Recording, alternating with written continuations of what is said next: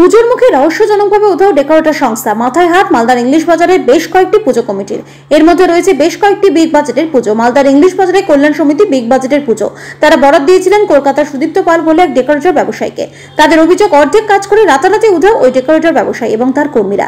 যে হোটেলে ছিলেন সেখানে খোঁজ করতে গেলে জানায় হোটেলও ছেড়ে দিয়েছে তারা, ফোনে সুইচ অফ। এই পরিস্থিতিতে ইংলিশ বাজার থানায় অভিযোগ দায়ের। একই সমস্যায় মালদার দিলীপ স্মৃতি সংঘ ও হিমালয় সংঘ, তারাও সুদীপ্ত পালকে প্যান্ডেলে বরাদ দিয়েছিলেন। এই পরিস্থিতিতে কিভাবে প্যান্ডেল শেষ করবে তা নিয়ে সমস্যায় পড়েছে পুজো কমিটিগুলি। বাধ্য হয়ে তারা পুলিশ সুপারের দ্বারস্থ হয়েছেন। এই পরিস্থিতিতে ডেকোরেটরদের কাছে সাহায্য চেয়েছে এই পুজো কমিটিগুলি।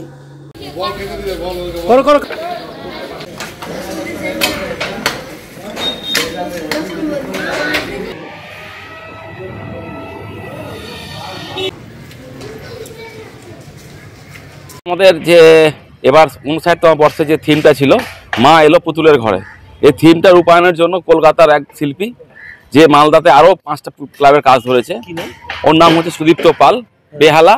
আর ওর আইডেন্টি কার্ডে লেখা আছে আদর্শ নগর নাকি এরকম ঠিকানা আছে।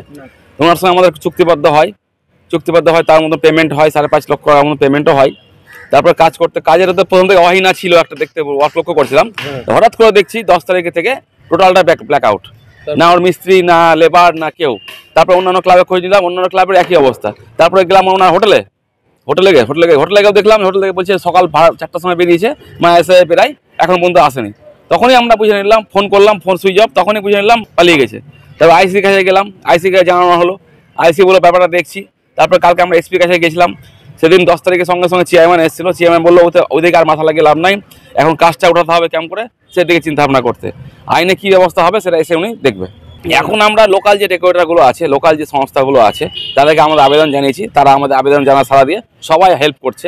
প্লাস আমাদের ক্লাবে যারা বিভিন্ন কাজে যুক্ত আছে, যেমন যারা আর্টিস্ট আছে, যারা ফাইবারের কাজ বুঝে, তাদেরকে দিয়ে আপাতত কাজগুলো উঠানো হচ্ছে। সমস্যাটা হয়েছে, আমরা 5টা ক্লাব, বালুচর কল্যাণ সমিতি, মালদা দিলীপ স্মৃতি সংঘের এবার 75 বছর পূর্তি, বেলতলা ক্লাব, হিমালয়ান সংঘ, কৃষ্ণপল্লী কল্যাণ সংঘ, এই 5টা ক্লাব আমরা কলকাতার যে সুদীপ্ত পাল, ওর সঙ্গে আমাদের একটা কন্ট্যাক্ট হয় যে বছর পুজো মণ্ডপটা উনি করবেন।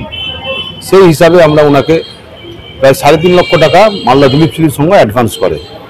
উনি মাঝপথে আমাদের কাজকর্ম ছেড়ে দিয়ে উনি পালিয়ে যান। এমতো অবস্থায় আমরা খুব বিপদের সম্মুখীন। আমরা পূজাটা করতে পারবো কি না এটা আমাদের সন্দেহ আছে। তা আমরা নিজস্ব লোকাল লেবার দিয়ে আমরা চেষ্টা করছি যাতে পুজোটাকে তোলা যায়, যেহেতু আমাদের 75 বছর পূর্তি এবং আমাদের দিলীপ স্মৃতি সংঘ মালদা শহরে একটা ঐতিহ্যবাহী ক্লাব। তিনি মোবাইলে সুইচ অফ করে রেখেছেন, তিনি মোবাইল ফোন ধরেন না। যোগাযোগ হয়েছিল আমাদের ওই হিমালয়ান সংঘ থ্রু, আমাদের যোগাযোগ হয়েছিল, ওনারা দিয়েছিলেন। ওনার বাড়ি হচ্ছে, উনি এক একটা ঠিকানা আছে, কোনো সময় বলছে যাদবপুর বাড়ি, কোনো সময় বলছে বেহালা বাড়ি। পরিস্থিতি আমরা চেষ্টায় আছি লোকাল লেবার দিয়ে। আমাদের থিম মেকার কৃষ্ণ কুমার দাস আছেন, ওনার সহযোগিতায় আমরা পুজোটাকে উঠানোর চেষ্টা করছি, যেহেতু আমাদের 75 বছর পূর্তি।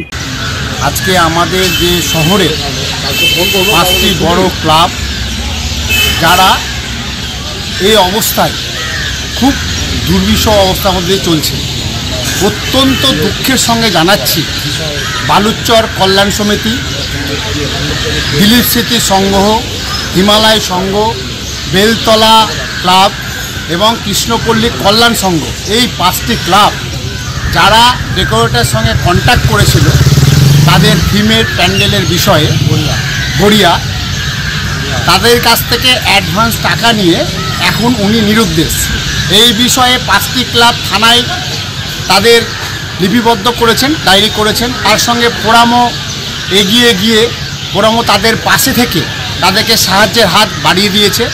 তাই মতো অবস্থায় যাতে পুজো প্যান্ডেলগুলো কমপ্লিট করতে পারে এবং তাদের যেন পুজো মণ্ডপ আলোকময় হয় এবং প্যান্ডেল সম্পূর্ণ করতে পারে, সেই দিকে দৃষ্টি নিক্ষেপ করছি।